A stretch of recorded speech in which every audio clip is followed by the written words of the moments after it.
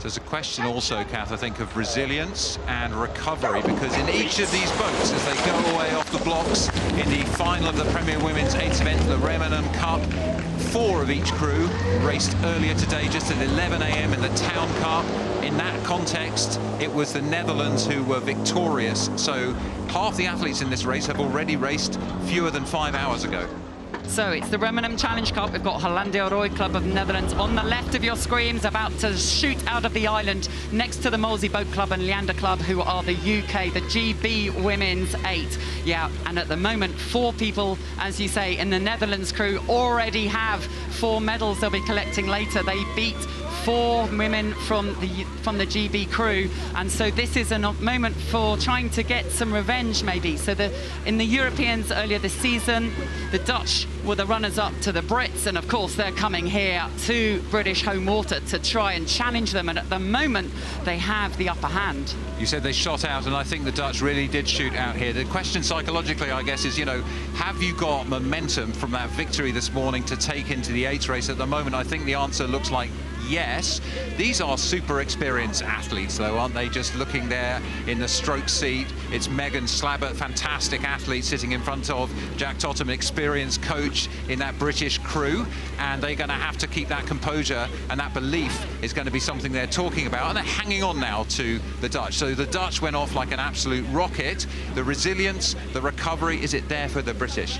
That's right. We have Lauren Owen at 5, Eve Stewart at 6, and Heidi Long at 7, who are bronze medalists from the Paris Olympics in the women's 8th event, and they are stroked by Megan Slabbert, who's been doing a storming job both stroking the 8th this season and stroking the pair. They have it all to do, as the early momentum is with the Dutch. Sorry, Kath, just looking at this, you can see the first quarter-mile signal, about a quarter of a length, a third of a length to the Dutch at the barrier. It's looking like it's closer to a length. Now is the critical time for the British crew on the left of our screen. Can they cling on by those powerful, strong fingernails to the tail of this Dutch 8? Had such a fast start there, and they were able to beat the British this morning in a really hard-fought race. This morning in the 4s, there was half a length in it at the barrier. The three-quarter mile, the Dutch broke clear, and that's what they're going to be trying to do now. And earlier in the race, perhaps. This is quite a significant advantage to have at this point of the race, and so now it's all on Jack Totham, the Cox, to be the person who masterminds for the British a way of coming back. He needs to spot, are they maybe not quite on the rhythm? It looks like the Dutch rhythm is stronger and brighter and sharper. He needs to make sure he taps into the belief that there is in that UK crew, from Eleanor Brinkhoff, Daisy Bellamy, Amelia Standing, Martha Birtles, Lauren Owen, Eve Stewart, Heidi Long and Megan Slabbert. Doesn't matter that they raced this morning and lost. Doesn't matter what happened at the Paris Olympics. It's all about what happens in the next 3 minutes. We've seen that right through the racing programme on this finals day, haven't we, Kath? There's been upsets, and it's all about what you're doing in the moment. For me, this Dutch 8 has had a really great start. They've got the confidence and they've got the length, and they're rowing the boat incredibly well. This is a tall order to turn around this kind of deficit in an 8th race, although we have seen, and we've seen the Cambridge women actually earlier this week coming from this distance down to win by over a length, so it's possible, but it's pretty unusual. The signal here, though, at 3/4 of a mile shows us that the British crew has indeed clawed back several seats. They are. This can be a point in the race when it's a little quieter, and if you're a visiting crew, don't quite know where you are, you've had a great start, but you're hurting for it.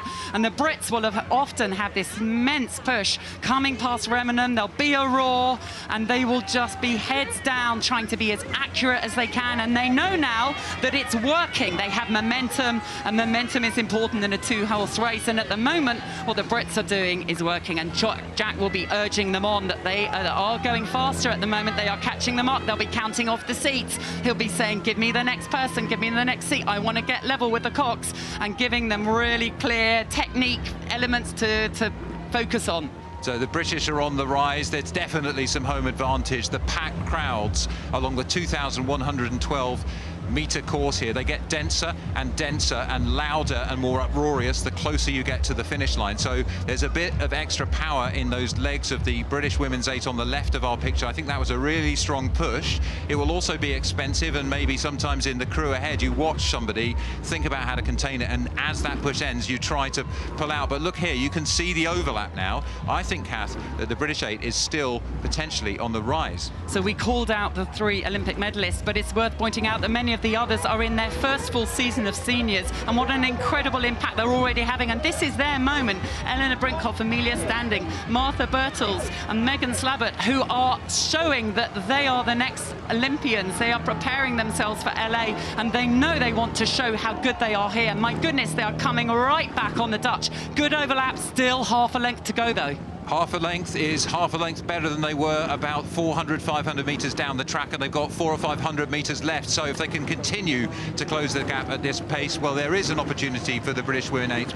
I'm looking now at the Dutch, and there's a response. The rate of striking has gone up, and they are pulling away. Look at them pushing those puddles down the Henley track.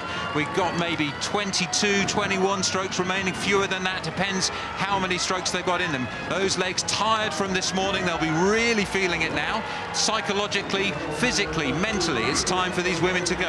These are races that test you physically, emotionally, psychologically. They will be all full to the gills with lactic acid and needing to find more, and their sprint is there in the Dutch crew. They absorb the push, but look at them go, taking it up, driven there by Tinka Overeins, who's been such an impressive rower herself. They're Olympic gold medalists in that crew, and they are showing their class as Drent, Clevering and Overeins in the stern lead that crew, and the Brits rally again, but it is the Dutch who have crossed the line first.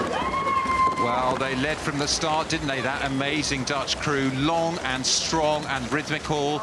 They were calm and collected when the Brits attacked in the middle of the course. The British crew got back maybe 3/4 of a length in that middle of the course. Really strong row by them, but the Dutch deserved winners of that. Let's look at this critical bit here. This was the moment, wasn't it, where the Brits really came back. They dug deep to get back on terms. The Dutch absorbed it, but they had another gear today that has seen them win on British waters. We have the Australians who won the Grand, and here we have the Dutch who have won the Remenham.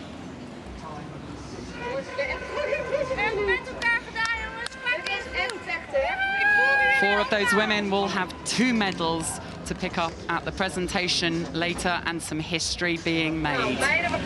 Yeah, building great bonds across these crews and within these crews. It means a lot to win this dueling format here at Henley Royal Regatta.